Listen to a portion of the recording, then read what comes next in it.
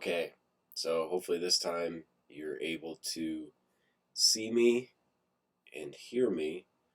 Having a little bit of a delay because YouTube made me download some software and it's causing a little bit of an issue. So, in the comments, let me know if you can hear me and see me. But the plan is to do these every Tuesday, life on the road, different topics. As some of you know, I live full time in my converted school bus. I'm actually parked in Arizona right now. Uh, awesome. Thanks for your patience, everybody. Sometimes dealing with this software can be pretty pretty frustrating, but I will definitely keep an eye on the comments over here. I'm just going to go into a little bit of a spiel about parking on the road, what I've learned, and then any particular questions that you have, leave it in the comments on the side, and I will get back to that. But for me personally, it's honestly surprising so many people are worried about finding places to park on the road. Granted, I do stay west of the Mississippi.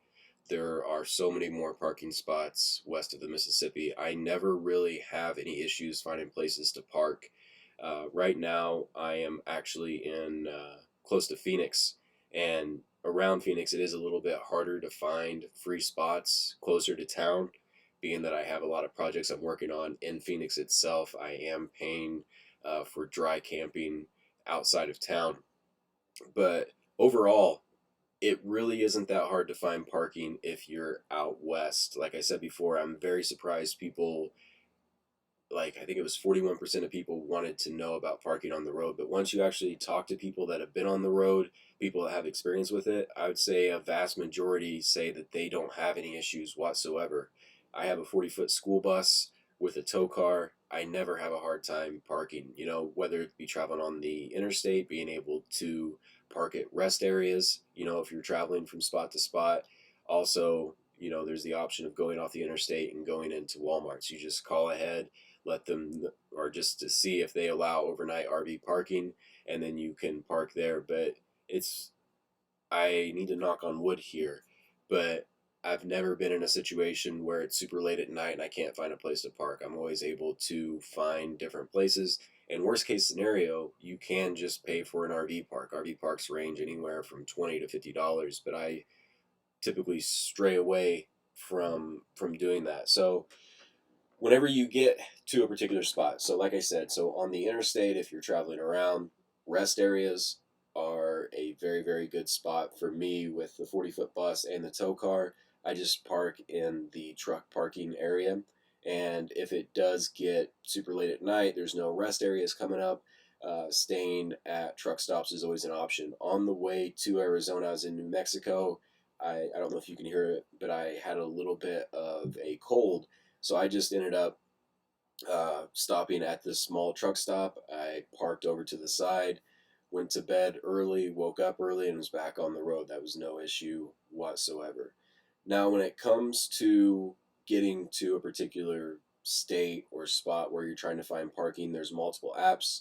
There's freecampsites.net, there's Campendium, and there's iOverlander. There's new apps popping up all over the time. The Van Life app, and they have multiple different spots to where you really don't have to worry about parking, uh, especially when you get out west with the BLM public lands.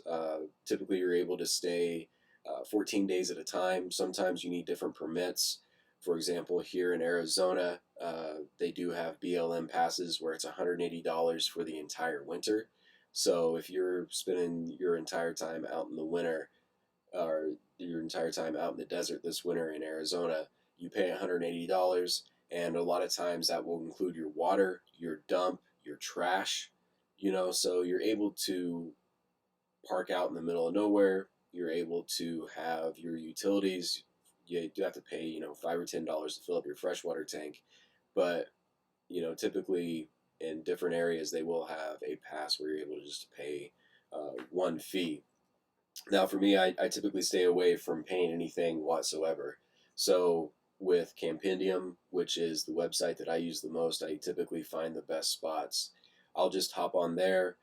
look at my destination, and then you're able to go onto that website, and people have reviews of, what they thought it was like there, your cell phone reception, what the road's like. So you're able to get a little bit of a plan.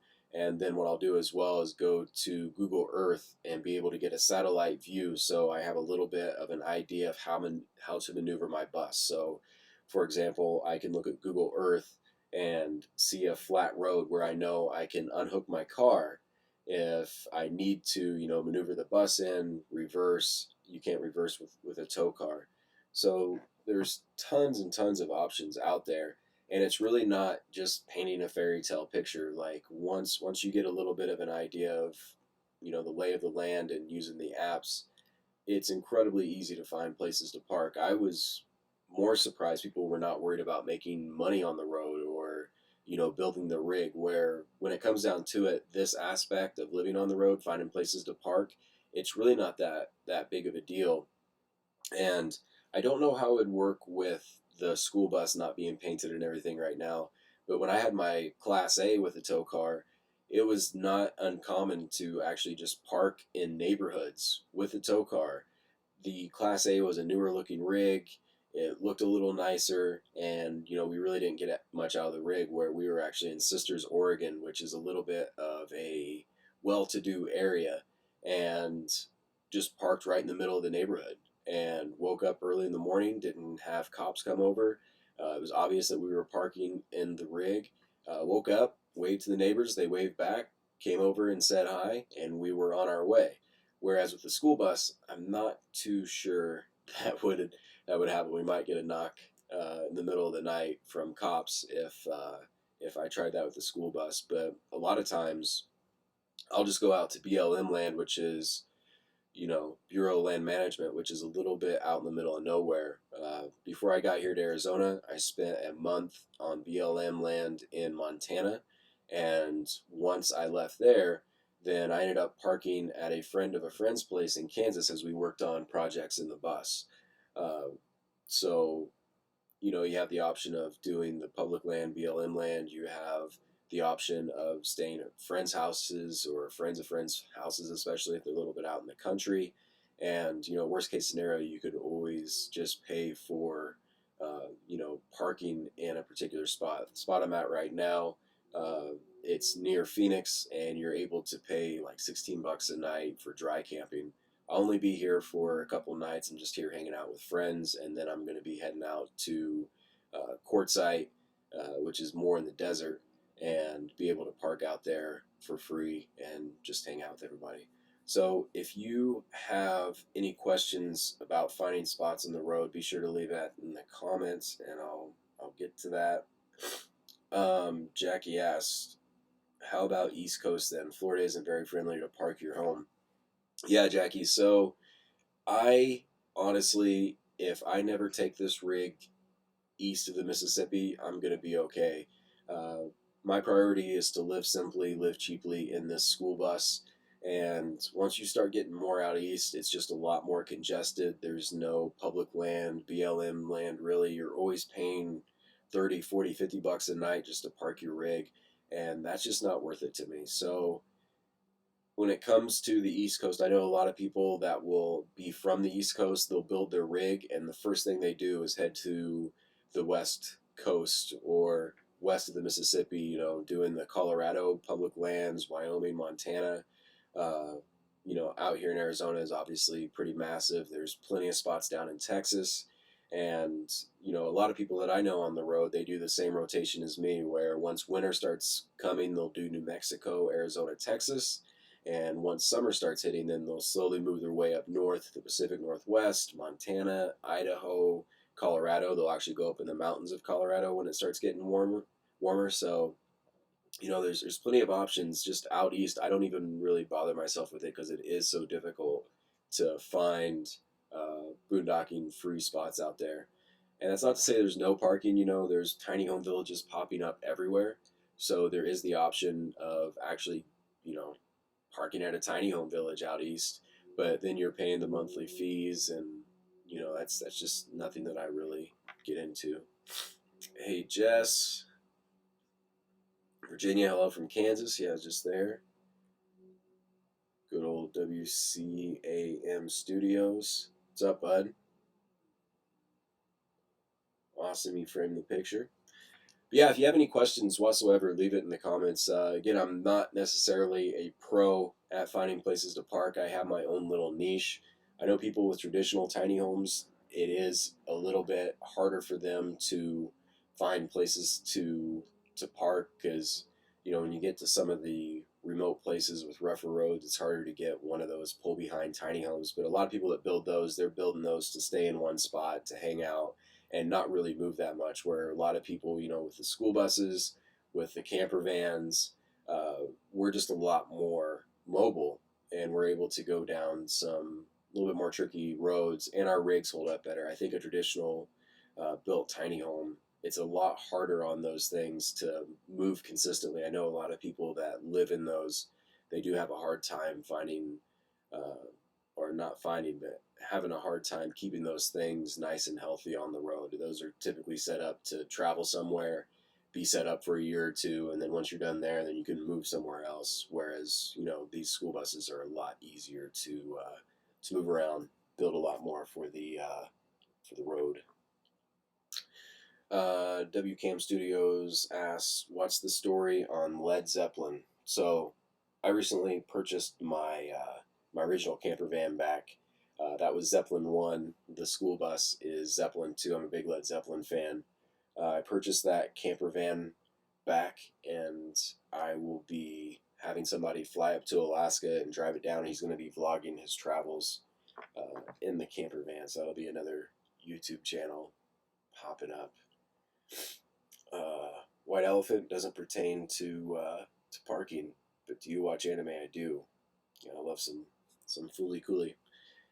But yeah, like I said in the comments, if you have any questions on finding places to park, again, this is kind of odd for me that many people were curious about finding places to park on the road.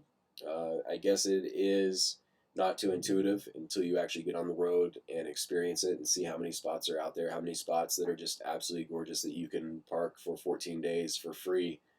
Uh, just even right outside of Teton National Park, there were multiple spots, and there were spots where I was able to get my bus and my car into, and you're literally just looking at the Teton Mountains. It's absolutely free to park there, and it's no issue whatsoever. You have 14 days to have some of the most beautiful views. There were trails just spiking off all over the place that you can go run. I was walking my dog up there. It's amazing, and it's free, and you're right next to a national park. We're very, very lucky to have the opportunity to have BLM and public land out west. So definitely don't worry about finding places to park. You have much more important things to worry about if you're thinking about getting on the road. Jackie asked, please mention those apps once again to find places to park. So, Jackie, my go to is campendium.com. When I finish this stream, I'll put these links down in the description. Campendium.com is my go to. There's iOverlander, which is an actual app, and there's freecampsites.net. I don't know if freecampsites.net actually has an app out, but I only go to those other apps if I can't find anything on Campendium. For whatever reason, it seems as though the reviews on Campendium are a lot better, so I have a much better idea of what I'm getting myself into. Again, having a 40-foot bus and a tow car, I have to be very strategic about the places I park. I can't back up with the tow car. Uh, the turning radius on this bus is absolutely horrendous. So it's very helpful for me to have a really good idea of what I'm getting myself into, and Campendium seems to have the best reviews for that. People with bigger rigs, leave really good reviews. They give you actual GPS coordinates. So say, you know, the overall GPS review will be like some BLM spot, but somebody will put the pinpointed GPS location and be like, hey, if you go further down the road a quarter mile, here's another spot where you can park with better views and you have better cell phone reception or whatever, or the road's a lot easier to get through. Thanks for watching, Shazib. Hopefully I got that right. It's hard to hear me. I'll speak up. Sorry, I just got over a cold. Jess, hopefully I answered your question about finding places to park. Jen James, I need to figure out how to start a build.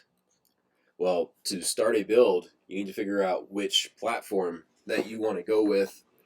Uh, my favorite platform is a school bus out of having two camper vans, a Class A, and this bus. Uh, I mean, the Sprinters are nice, but you can get a short school bus with a diesel engine. Cummins 7.3, not Cummins, sorry. I have a Cummins, a Ford 7.3 for $2,000 or $3,000. You can build it out the way you want, and it'll cost a quarter of what a Sprinter build will be. And you have a massive diesel engine with a heavy duty transmission behind it.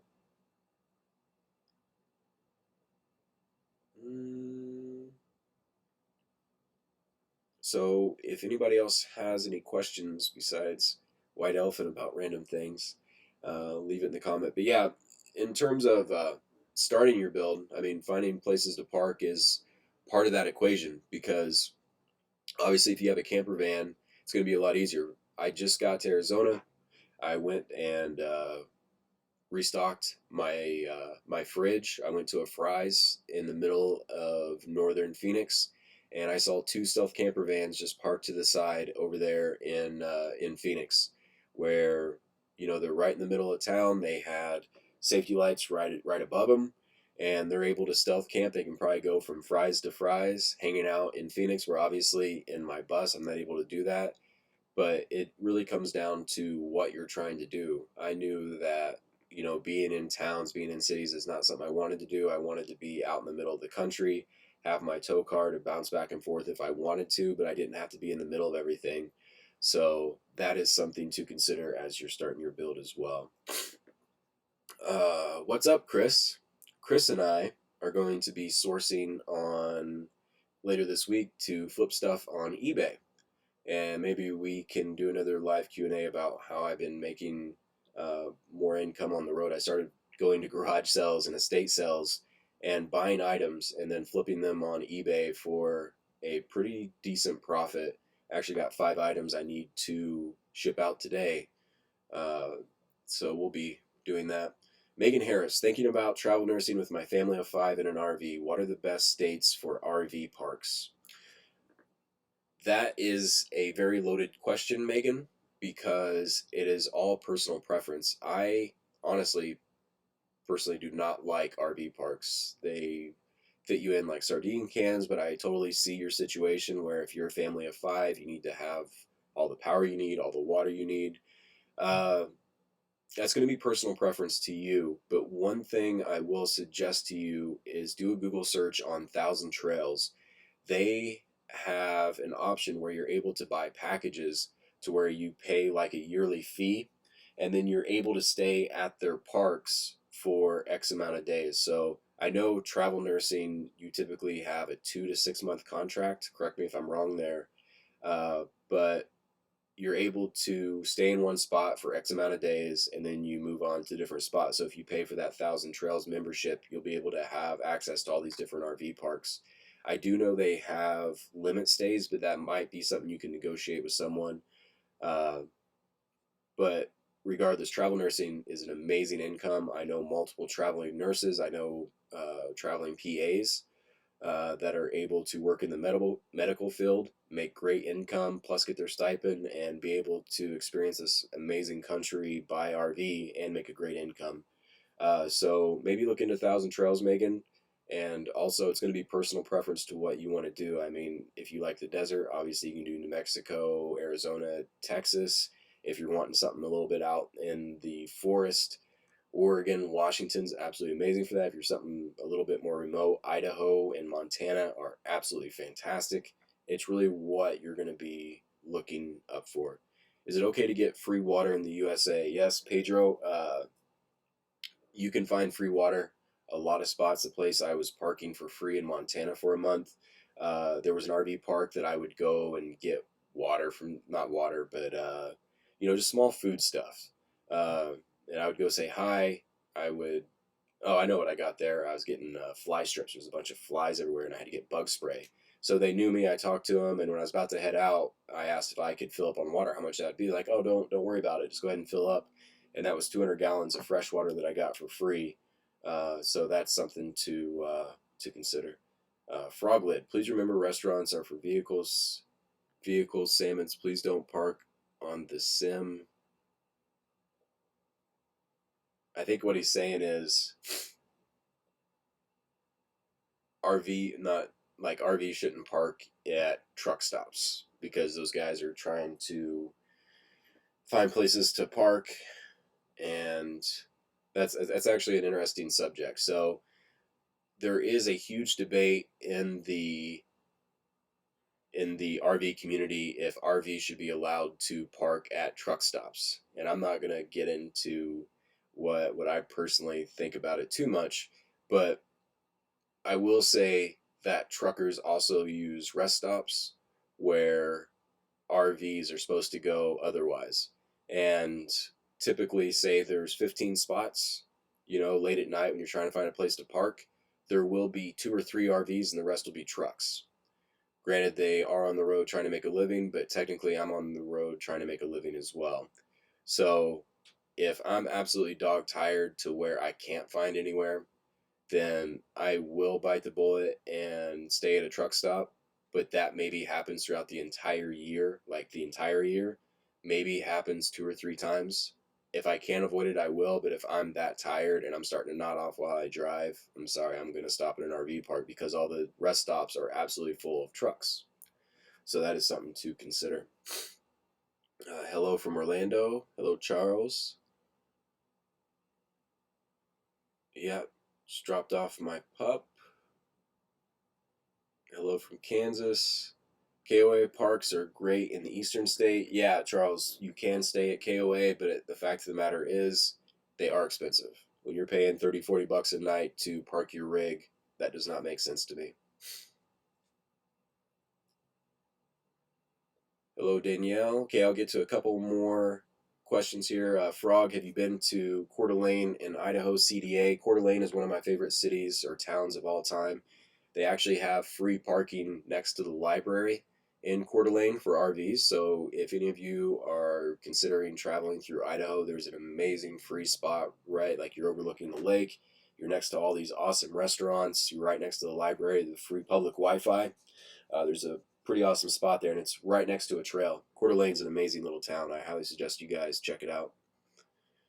Jen James, I want to have a nice amount of space, and I'm a single mother, but a year and a half I will be an empty nester. I want to go see the country. Yeah, there's plenty of single moms I meet out on the road, whether they're with their kids or by themselves.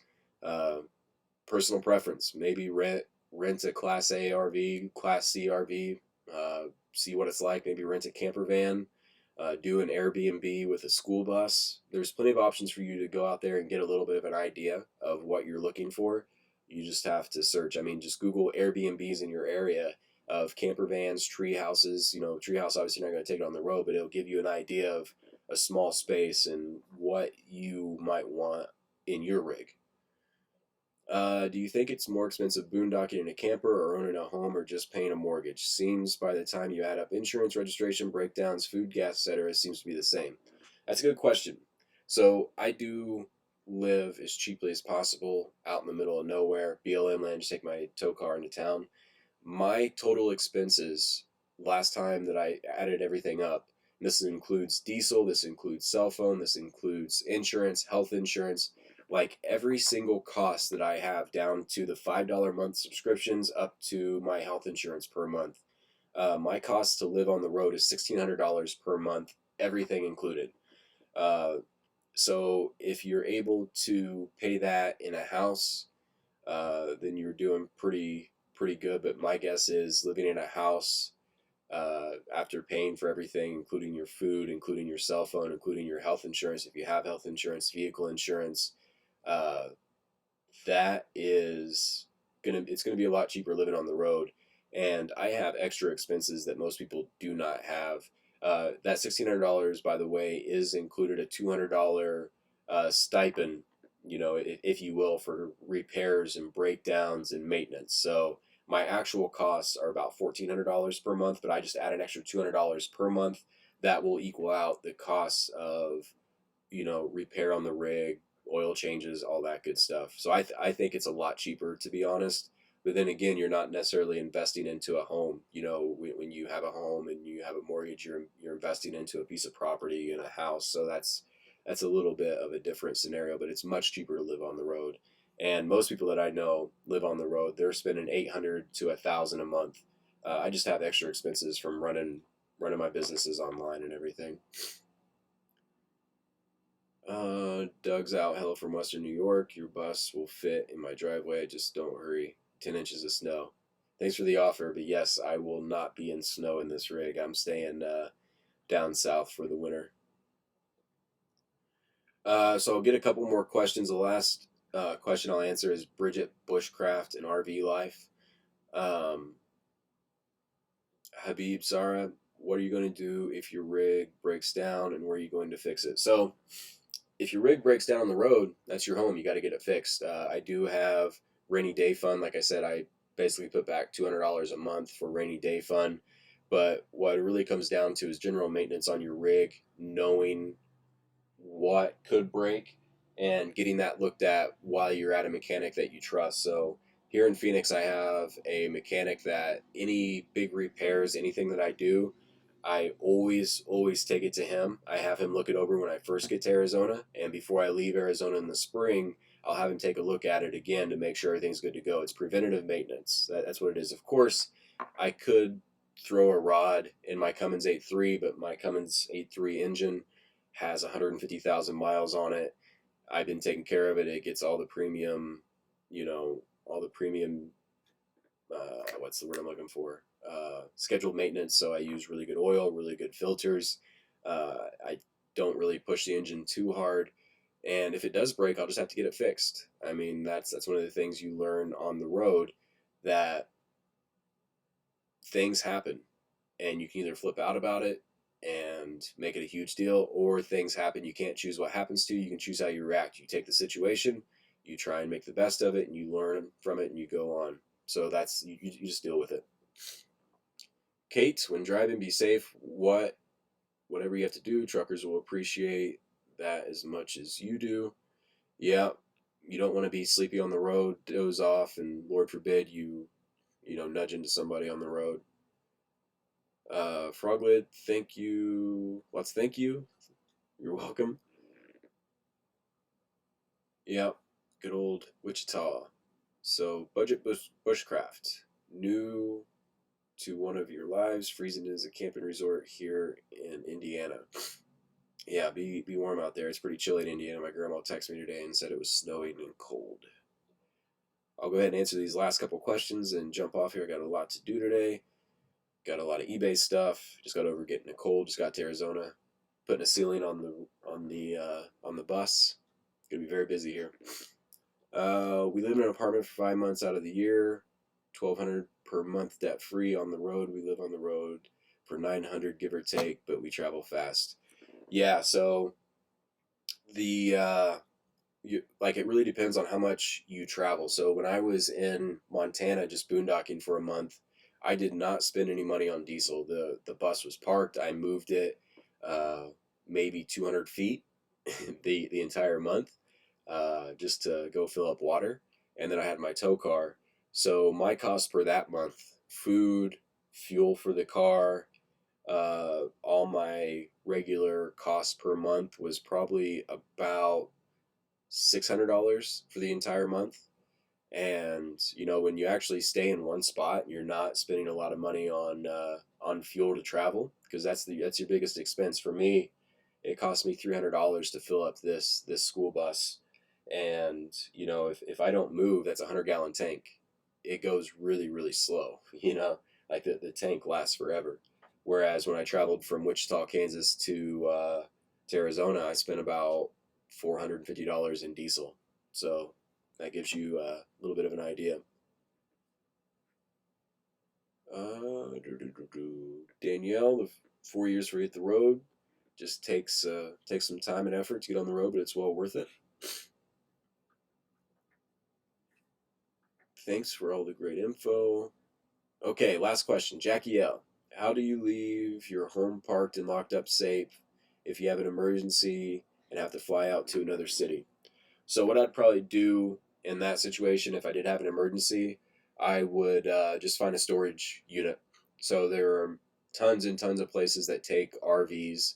Uh, I do have a security camera system in my rig, so it goes immediately to my phone. So if anything happens with the rig, I get a picture. Like if it makes a like too big of a sound, if the temperature gets too hot, if a door or window opens, it sends me an actual picture. I can just press a button on my phone and alert the cops to where my bus's location is. Excuse me, just getting over a cold. Uh, so I would just absolutely just leave it at a storage unit. They're absolutely everywhere. That would not be an issue whatsoever, and just leave my car there as well. Go home, take care of business, or wherever I have to go for an emergency, or just leave it at a friend's place. I have plenty of places here in Phoenix, friends' places where they can keep an eye on it and just lock it up. But I appreciate everybody watching. I apologize for the earlier audio and video issues. Still getting this new YouTube software figured out, but I appreciate your time. I will post a another poll for everybody to check out if you're wanting to get different topics. But just to wrap everything up, when it comes down to living on the road, finding places to park, especially if you're out west, that is going to be the least of your concerns. I would be way more concerned on what type of rig you're going to get, making sure that that rig has been taken care of and you have the time, energy, and money to build out a rig, or just be able to afford repairs on a rig if you get one that's already built. How you're going to make money on the road, like I said, there's just so many more things to worry about than finding places to park. There's so many options out there. It should be the least of your worries, in my humble opinion. If I'm able to find, like, very easily find places to park for a 40-foot bus with a tow car, I'm 60 foot in total length, and I have no issues whatsoever finding places to park. So I appreciate you guys and gals for watching. We'll catch you next Tuesday.